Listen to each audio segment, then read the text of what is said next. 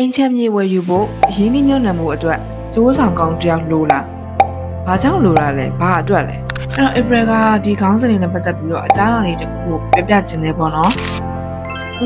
အိမ်လေးတစ်လုံးဝင်ခြင်းနဲ့ဒါပေမဲ့ဘယ်ရစရမှန်းလည်းမသိဘူး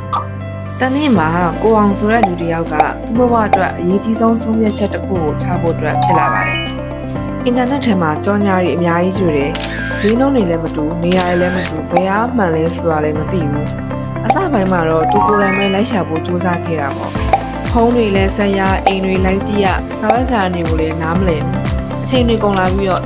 စိတ်ပင်ပန်းမှုတွေကပိုများလာတယ်။မင်းအကျိုးဆောင်ကောင်းတယောက်ကိုရှာကြည့်ပါလားတဲ့အစမှာတော့ကိုအောင်ကတွေးမိတယ်ငါကိုယ်တိုင်လုပ်လို့ရနေရပဲလေဆိုပြီးတော့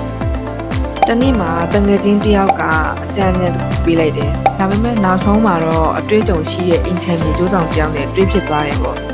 အဲ့ထင်အားစပြီးတော့အရာအလုံးကပြောင်းလဲသွားတယ်။တော့နောက်ဆုံးမှာတော့သူလိုချင်တဲ့နေရာကောင်းဈေးမှန်တဲ့အိမ်လေးကိုဘုံကြုံစိတ်ချစွာနဲ့ဝယ်ယူနိုင်ခဲ့ပါတယ်။အဲ့ဒီမှာကိုအောင်နားလည်သွားခဲ့တယ်။အဲ့ဒီအကျိုးဆောင်ကသူ့ဘတ်ဂျက်နဲ့ကိုက်ညီတဲ့အိမ်တွေကိုစနစ်တကျရေးပြီးတယ်။ဈေးကွက်အခြေအနေကိုတေချာရှင်းပြပေးတယ်။စားစာတွေကိုစစ်ဆေးပေးတာတွေပြီးတော့ဈေးနှုန်းညှိနှိုင်းပေးတယ်။ကိုအောင်လောက်ရတာကရွေးချယ်ပြီးတော့ဆုံးဖြတ်ချက်ချရုံပဲ။အကျိုးဆောင်ကောင်းတယောက်ရှိခြင်းဟာအချိန်ကို safe ဖြစ်ရုံနဲ့မကဘဲနဲ့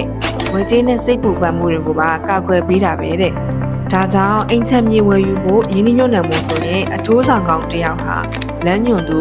ကာကွယ်သူလုံခြုံစိတ်ချရတဲ့အဖို့တယောက်ဖြစ်ပါတယ်။ဒီတော့အိမ်ချက်မြေဝယ်ယူဖို့အတွက်ရင်းနှီးမြှုပ်နှံမှုအတွက်အကျိုးဆောင်ကောင်းတယောက်ဘာလို့လိုလဲဆိုတာကိုသိသွားကြပြီဟုတ်။အိမ်ချက်မြေဆိုတာတဲ့ဘဝရဲ့အရေးကြီးဆုံးရင်းနှီးမြှုပ်နှံမှုတစ်ခုပါတဲ့။မှန်ကန်တဲ့အကျိုးဆောင်နဲ့တွေ့မှသာမြင်မှန်ကန်တဲ့ဆုံးဖြတ်ချက်တွေဖြစ်လာနိုင်မှာဖြစ်ပါတယ်။ဒါကြောင့်လူကြီးမင်းတို့အနေနဲ့အင်ချမ်မီကိုဝယ်ယူရမယ်ဆိုရင်နားလည်တကြံပြီးတော့စိတ်ချယုံကြည်ရတဲ့အကျိုးဆောင်တွေနဲ့စိုးရိမ်တိုင်ပင်မှသာလျှင်ဝယ်ယူနိုင်ဖို့အတွက်အကြံပြုလိုက်ရပါတယ်ရှင်။